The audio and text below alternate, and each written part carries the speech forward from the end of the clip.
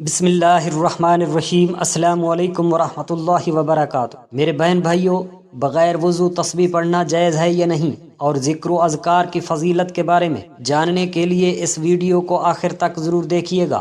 رسول اکرم صلی اللہ علیہ وآلہ وسلم کا ارشاد پاک ہے، دل دو چیزوں سے غفلت اور گناہ سے زنگ پکڑتا ہے، اور دو چیزوں سے ہی زنگ دور بھی کیا جا سکتا ہے اور دل کو روشن بھی کیا جا سکتا ہے، استغفار اور ذکر الہی سے۔ حضرت ابو درداء رضی اللہ تعالی عنہ کا قول مبارک ہے، ہر چیز کو چمکانے کے لیے کوئی نہ کوئی چیز ہوتی ہے، لیکن دلوں کو ذکر الہی سے ہی چمکایا جا سکتا ہے۔ ایک مرتبہ حضور اکرم صلی اللہ علیہ وآلہ وسلم نے مکہ شریف کی طرف سفر کرتے ہوئے ہمدان پہاڑ سے گزرتے ہوئے ارشاد فرمایا، مخدوم سبقت لے گئے۔ آپ سے پوچھا کہ اللہ کے رسول صلی اللہ علیہ وآلہ وسلم، مخدوم کون لوگ ہیں؟ فرمایا، کثرت سے اللہ کا ذکر کرنے والے مرد اور عورتیں۔ نبی کریم صلی اللہ علیہ وآلہ وسلم نے فرمایا، ذکر الہی کے لیے قوم جب اور جہاں بیٹھتی ہے تو ملائکہ ان پر گھیرا ڈال لیتے ہیں، اللہ کی رحمت ان کو ڈھانپ لیتی ہے، اور اللہ تعالیٰ کا ان کا اپنی مجلس میں تذکرہ فرماتے ہیں۔ صحیح مسلم میں آپ صلی اللہ علیہ وآلہ وسلم نے ارشاد فرمایا، اللہ کا ذکر کرنے والے اور نہ کرنے والے کی مثال زندہ اور مردہ جیسی ہے۔ حضرت ابو ہریرہ رضی اللہ تعالی عنہ نے رسول اللہ صلی اللہ علیہ وآلہ وسلم سے روایت کیا ہے کہ آپ صلی اللہ علیہ وآلہ وسلم نے فرمایا، اللہ عز و جل ارشاد فرماتے ہیں، میں اپنے بندے کے ظن کے مطابق اس سے معاملہ کرتا ہوں۔ جب مجھے کوئی یاد کرتا ہے، میں علم کے لحاظ سے اس کے پاس ہوتا ہوں۔ اگر دل میں مجھے یاد کرے تو میں دل میں اسے یاد کرتا ہوں، مجلس میں یاد کرے تو میں اسے اس سے بہتر مجلس میں یاد کرتا ہوں، یعنی فرشتے اور ملائکہ کی جماعت میں یاد کرتا ہوں۔ میری طرف دل شاد آتا ہے تو میں ہاتھ آتا ہوں، ہاتھ بھر آئے تو میں دو ہاتھ قریب آتا ہوں، چل کر آئے تو میں دوڑ کر آتا ہوں۔ ترمذی حدیث شریف میں ہے کہ رسول اللہ صلی اللہ علیہ وآلہ وسلم نے ارشاد فرمایا، جب تم جنت کے باغات سے گزرو تو وہاں سے کچھ کھایا کرو۔ صحابہ کرام رضی اللہ تعالی عنہ نے عرض کیا کہ یا رسول اللہ صلی اللہ علیہ وآلہ وسلم، جنت کے کون سے باغات ہیں؟ تو آپ صلی اللہ علیہ وآلہ وسلم نے فرمایا، ذکر الہی کے حلقے، ذکر الہی سے اللہ جل شانہ ذاکر کے لیے جنت میں درخت لگا دیتے ہیں۔ حضرت عبداللہ بن مسعود رضی اللہ تعالی عنہ سے مروی ہے کہ رسول اللہ صلی اللہ علیہ وآلہ وسلم نے فرمایا کہ معراج کی رات ابراہیم علیہ السلام سے میری ملاقات ہوئی تو فرمانے لگے، اے محمد صلی اللہ علیہ وآلہ وسلم، میری طرف سے اپنی امت کو سلام دینا اور کہنا کہ جنت کی زمین بھی نہایت ہی اعلیٰ ہے، اور اس کا پانی بھی میٹھا ہے اور نمکین ہے، مگر وہ صاف میدان ہے، اور اللہ کے پودے ہیں، سبحان اللہ والحمد للہ ولا الہ الا اللہ واللہ اکبر ولا حول ولا قوت الا باللہ العلی العظیم۔ ذکر الہی سے جو انعامات حاصل ہوتے ہیں وہ دیگر اعمال سے نہیں ہوتے۔ حضرت ابو ہریرہ رضی اللہ تعالی عنہ سے مروی ہے کہ رسول اللہ صلی اللہ علیہ وآلہ وسلم نے فرمایا، جو شخص 100 مرتبہ لا الہ الا اللہ وحدہ لا شریک لہ لہ الملک ولہ الحمد یعنی پڑھے، اسے 10 غلام آزاد کرنے کا ثواب ملتا ہے۔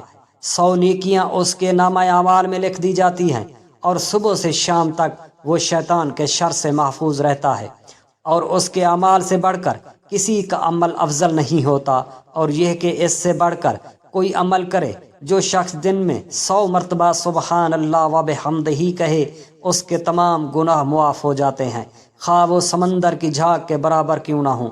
حضرت ابو موسیٰ رضی اللہ تعالی عنہ سے روایت ہے کہ رسول اللہ صلی اللہ علیہ وآلہ وسلم نے ارشاد مبارک فرمایا، اللہ تعالیٰ کا ذکر کرنے والے اور نہ کرنے والے کی مثال زندہ اور مردہ کی مثال ہے۔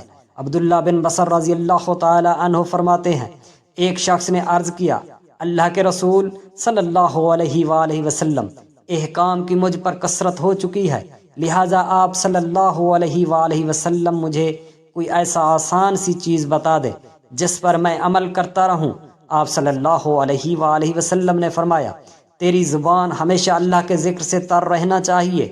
یعنی حضرت جابر بن عبداللہ رضی اللہ تعالی عنہ فرماتے ہیں، میں نے رسول اللہ صلی اللہ علیہ وآلہ وسلم سے سنا، آپ صلی اللہ علیہ وآلہ وسلم نے فرمایا، افضل ذکر لا الہ الا اللہ ہے اور افضل دعا الحمدللہ ہے۔ رسول اکرم صلی اللہ علیہ وآلہ وسلم نے فرمایا، جو قوم اللہ کا ذکر کرتی ہے تو فرشتے انہیں اپنے گھیرے میں لے لیتے ہیں اور رحمت انہیں ڈھانپ لیتی ہے اور ان پر رحمتیں نازل ہوتی ہیں۔ اللہ تعالیٰ بطور فخر ان کا تذکرہ فرماتے ہیں، اپنے فرشتوں سے کرتا ہے جو اس کے پاس ہوتے ہیں۔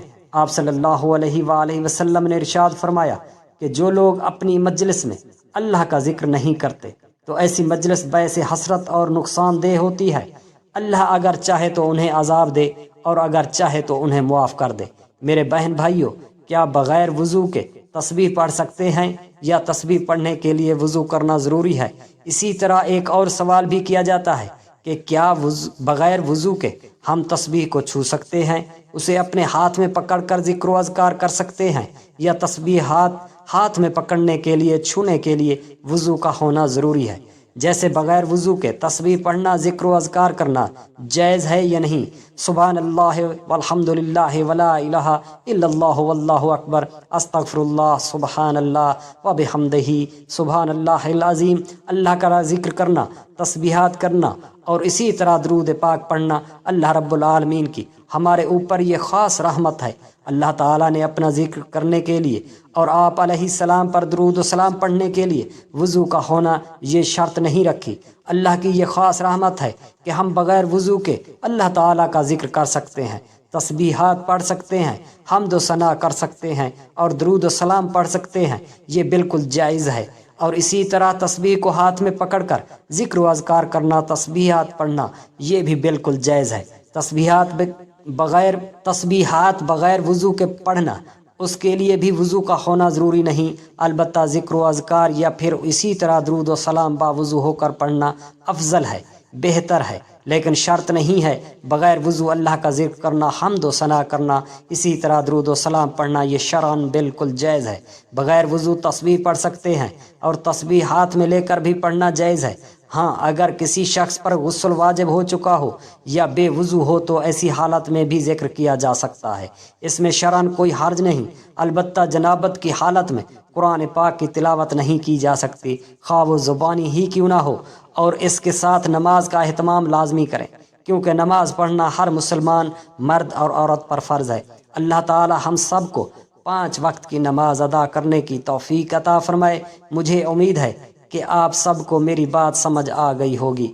اللہ تعالی ہم سب کو سمجھ کی توفیق عطا فرمائے۔ دعا ہے کہ اللہ تعالی میرا سنانا اور آپ کا سننا اپنی بارگاہ الہی میں قبول اور منظور فرمائے اور ہم سب کو اپنے حفظ و امان میں رکھے، آمین یا رب العالمین۔ جزاک اللہ خیرا کثیرا۔